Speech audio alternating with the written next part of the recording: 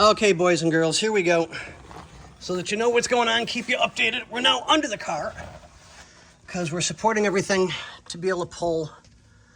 I don't know why my phone does that. Okay, whatever. Okay, so I got to take the stabilizer bar out, so not a problem.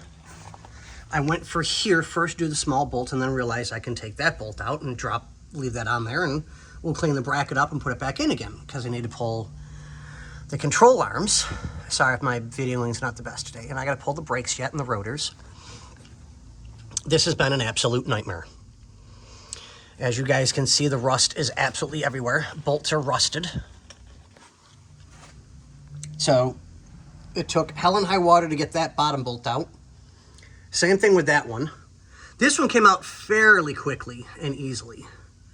So I still have a lot I've got to get done, but these bolts are fighting me left and right. And then the other problem I've got is, you can see that bolt there. There's a captive nut inside the control arm, and it broke free.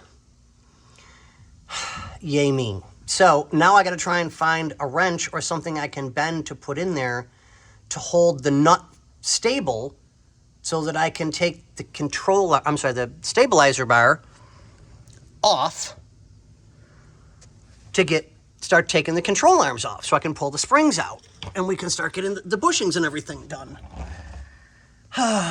What a morning already. I mean, this has just been an absolute nightmare. It's a gorgeous car, don't get me wrong, but it's a nightmare. Like, legitimately, it's a nightmare. Okay, guys, we'll let you go. I'll keep you updated on the next one.